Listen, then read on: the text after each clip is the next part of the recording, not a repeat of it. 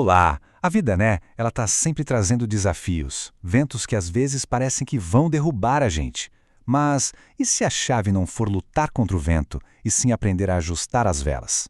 Com base nas ideias de Roberto Chiniachik, vamos mergulhar em como dá para transformar qualquer obstáculo numa oportunidade real de crescimento. Para a gente entender bem essa ideia, vamos pensar numa metáfora. A da vela de um barco. Imagina que a vida é um oceano gigante. A gente não controla os ventos nem as marés, certo? Mas o que a gente pode controlar é como ajustamos as nossas velas.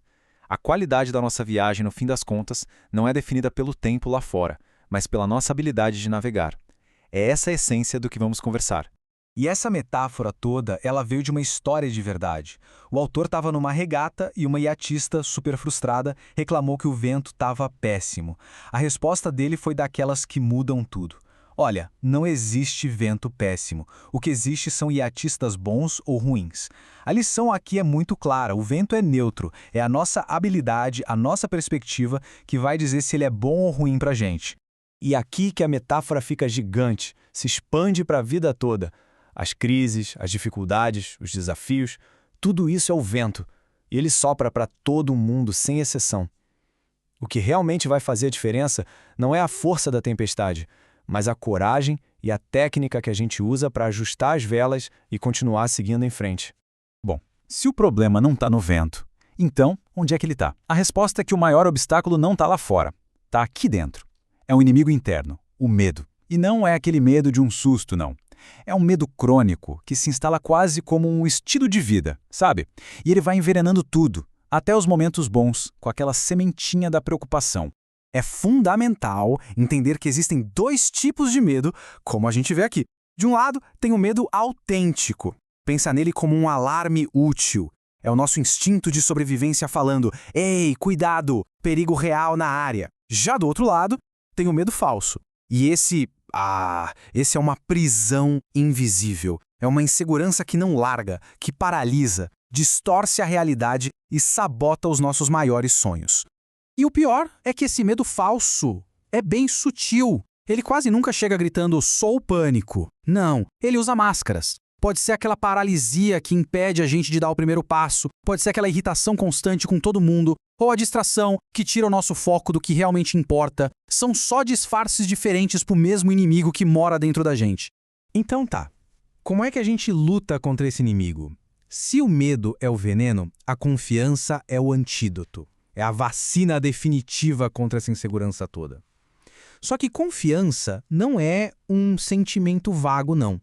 É uma estrutura bem sólida, construída em cima de 3 pilares fundamentais.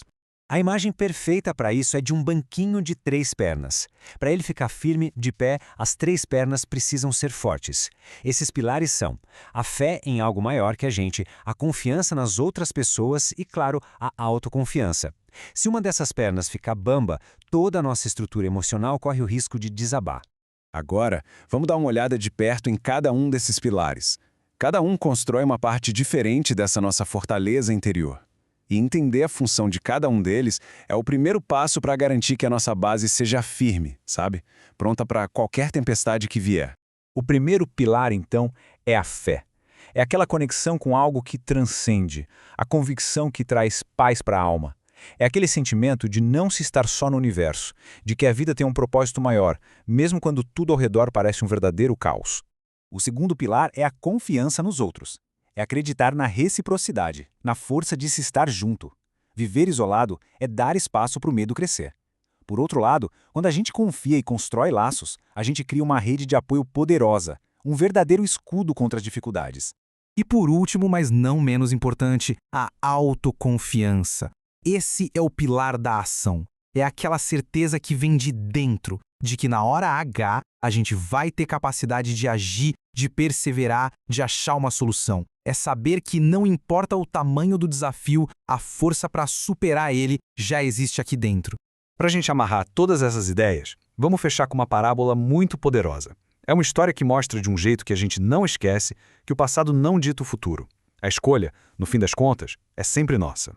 A história começa com 2 irmãos gêmeos. Eles tiveram o mesmo pai, a mesma criação, passaram pelas mesmas dificuldades. A matéria-prima da vida dos dois era basicamente idêntica. O primeiro irmão, quando ficou adulto, acabou seguindo exatamente o mesmo caminho do pai. E quando perguntavam o porquê, ele usava o passado como uma justificativa. Eu aprendi com ele. Ele se via como um produto inevitável do que viveu, como se fosse uma sentença da qual ele não podia escapar.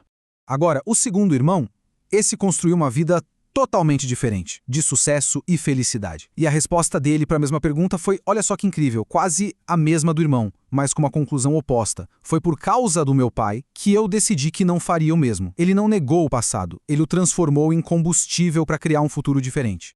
É aqui que está a lição central. O mesmo passado, as mesmas circunstâncias, mas duas escolhas, dois destinos completamente diferentes. Isso só prova que não são os acontecimentos que definem a gente, mas sim o significado que a gente dá para eles. O poder de definir o futuro está sempre na nossa decisão.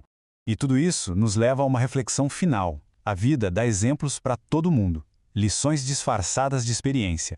A pergunta fundamental nunca é o que aconteceu lá atrás, mas sim o que será construído a partir de agora. A resposta para essa pergunta? Bom, ela define tudo.